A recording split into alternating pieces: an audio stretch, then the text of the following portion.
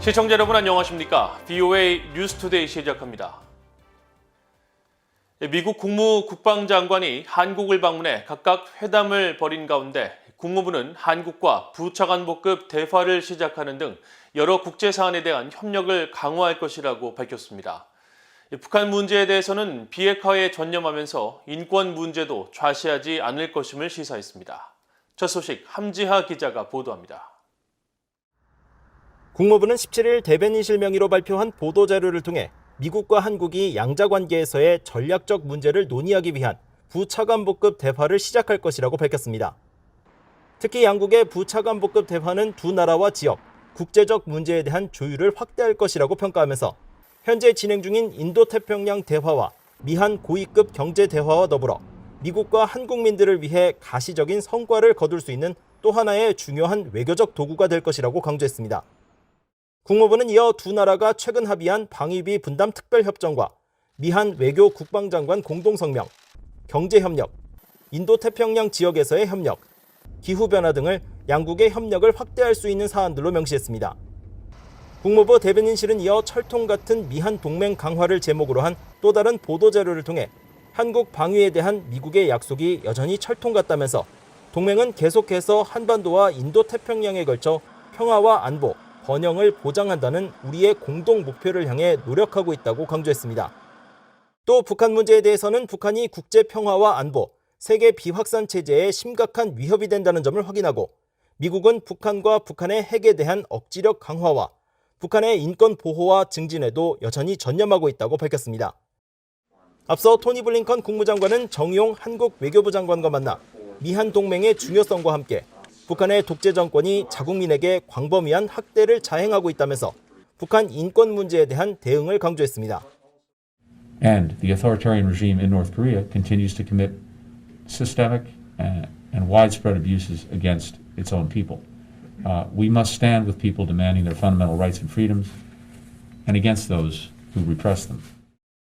이와 관련해 미국 국무부 잘리나 포터 수석 부대변인은 17일 전화브리핑에서 북한의 인권과 비핵화 문제를 함께 다룰 것이냐는 VOA의 질문에 인권이 미국의 외교 정책과 국가안보 목표의 중심이라고 밝혔습니다.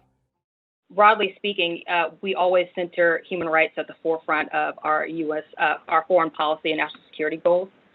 We also remain concerned about North Korea's nuclear activities, and we are committed to denuclearization of North Korea. 이런 가운데 젠사키 백악관 대변인은 이날 북한의 대륙간 탄도미사일 ICBM 발사 조짐과 관련한 질문을 받고 발사 가능성과 관련해 앞서가고 싶지 않다며 선을 그었습니다. 사키 대변인은 그러나 북한의 비핵화와 관련한 미국의 전략 중 일부는 외교와 영내 파트너 국가들과의 대화를 이끌어가는 것이라며 심지어 적대적인 관계를 갖는 어떤 곳이라도 그 전략은 핵심적인 부분이라고 강조했습니다. VOA 뉴스 함지하입니다. 영국이 북한을 러시아와 이란과 함께 안보 환경을 악화시키는 핵심 요인이라고 지적했습니다. 그러면서 영국은 북한의 비핵화와 제재 이행에 가장 많이 관여하는 역의 파트너가 될 것이라고 강조했습니다. 오택성 기자가 취재했습니다. 유럽연합 EU를 탈퇴한 영국이 앞으로 10년 동안 추진해 나갈 외교와 국방 정책을 공개했습니다. 영국 총리 명의로 작성된 뒤 의회에 제출된 경쟁시대의 글로벌 영국이라는 보고서는 114쪽 분량으로 안보와 국방, 개발, 외교 정책에 대한 통합적 검토입니다. 보고서는 영국과 영국의 동맹들에 대한 국가 단위의 위협은 점점 더 커지고 다양해지고 있는 가운데 북한과 러시아 그리고 이란이 안보 환경 악화와 국제 질서 약화의 핵심 요인이 되고 있다고 지적했습니다. 북한 문제도 구체적으로 명시했는데 특히 북한 확산에 대한 대응의 중요성을 강조했습니다. 확산 대응은 단순히 핵에 국한되는 것이 아니라 화학, 생물학, 방사능 그리고 핵무기를 포괄적으로 포함하는 CBRN 능력과 이에 대한 운송 수단에 대한 대응이라는 겁니다. 이를 통해 영내 그리고 전 세계 안정을 유지하고 영국 시민과 군 당국에 대한 위협을 줄일 뿐 아니라 안전한 무역을 가능하게 만든다고 보고서는 밝혔습니다. 보고서는 이어 영국이 이와 관련해서 커지고 있는 위협을 제기하는 북한과 러시아, 이란 문제를 다루고 또 이중사용 기술의 불법 획득과 같은 새로운 위협에 대응해야 한다고 지적했습니다. 영국은 이를 위해 각 국가들의 CBRN 무기와 물질 또는 관련 기술에 대한 접근과 관련한 국제 통제를 강화하는 데 우선순위를 둘 것이라고 설명했습니다. 또 이 같은 맥락에서 영국은 북한의 비핵화와 제재 이행에서 가장 깊이 관여하는 비영내 파트너가 될 것이라고 강조했습니다.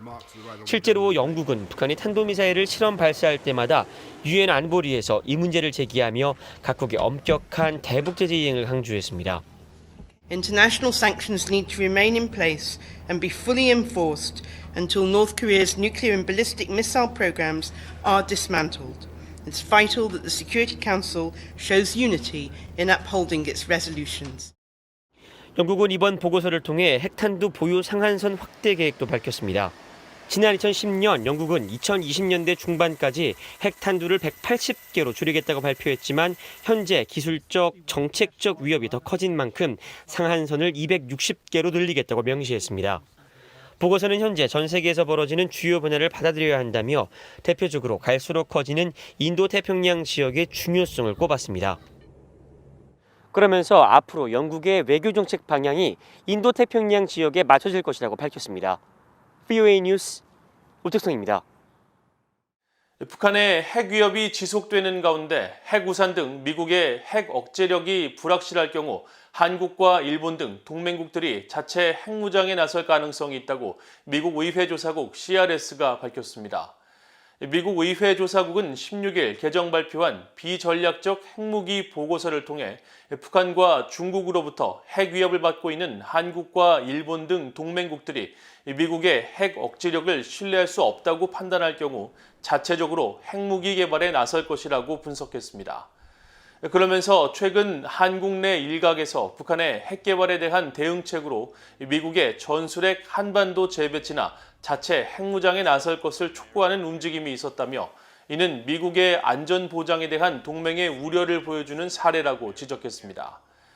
보고서는 미국 내에서 동맹국을 위한 핵 억제력 확대 필요성 주장과 핵 감축을 위한 무기 통제 조약 협상 필요성이 동시에 대두되고 있다면서 이번 117대 의회에서 쟁점으로 논의될 수 있다고 전망했습니다. 탈북민 출신 인권운동가로 영국의 난민으로 정착해 북한 인권활동을 펼쳐왔던 박지연 씨가 영국 지방선거에서 집권 보수당의 구의원 후보로 지명됐습니다. 영국 맨체스터주 베리 지역 보수당 지부는 15일 사회연결망 서비스를 통해 박지연 후보가 베리시 무어사이드 지역구의 보수당 구의원 후보로 공식 지명됐다고 밝혔으며 영국 스카이뉴스와 더 타임스 등 주요 언론들도 박 후보가 5월에 실시되는 영국 지방선거에서 탈북민 출신으로 새 역사를 꿈꾸게 됐다고 보도했습니다. 박 후보는 지난 1월 맨체스터 베리 지역의 홀리루드 구의원 후보로 선정됐지만 이번에 자신이 실제 거주하고 접전지로 평가받는 무어사이드로 지역구를 바꿔 도전하게 됐습니다. 박 후보는 지난 2008년 영국에 난민으로 정착했으며 북한 인권단체 징검다리 대표로 활동하는 등 탈북민 인권을 위한 활동을 펼친 공로를 인정받아 지난해 국제 앰네스티 영국 지부가 수여하는 앰네스티 브레이브 어워즈를 수상한 바 있습니다. 독일 등 약 20개 유럽 국가들이 혈전 유발 우려로 신종 코로나 바이러스 백신 아스트라제네카 접종을 중단한 가운데 유럽의학청과 세계보건기구 WHO가 해당 백신이 혈전을 유발했다는 징후를 찾지 못했다면서 백신 접종을 중단하지 말 것을 권고했습니다. 유럽의학청의 에머쿡 청장은 16일 기자들에게 아스트라제네카 백신과 혈전 유발 사이에 직접적인 연관성을 찾지 못했다면서 18일 회의를 통해 조만간 결과를 발표할 예정이라고 밝혔습니다. 세계보건기구도 17일 성명을 통해 광범위한 백신 접종으로 잠재적 부작용 신호가 나타나는 것은 일상적이라면서 아스트라제네카 백신은 위험보다 이점이 큰 것으로 판단하고 있다고 설명했습니다. 영국 옥스포드가 운영하는 통계 사이트 아워월드 인데이터에 따르면 현재 아스트라제네카를 접종하는 국가는 모두 62개 나라로 69개국의 화이자 다음으로 가장 많으며 최근 국제 백신 공급 프로젝트 코백스 퍼실리티는 5월까지 인도 백신 제조업체 세룸 인스티튜트가 생산한 아스트라제네카 옥스포드 백신을 북한에 공급할 것이라고 밝혔습니다. 이상으로 VOA 뉴스투데이를 모두 마칩니다. 시청해주신 여러분 고맙습니다.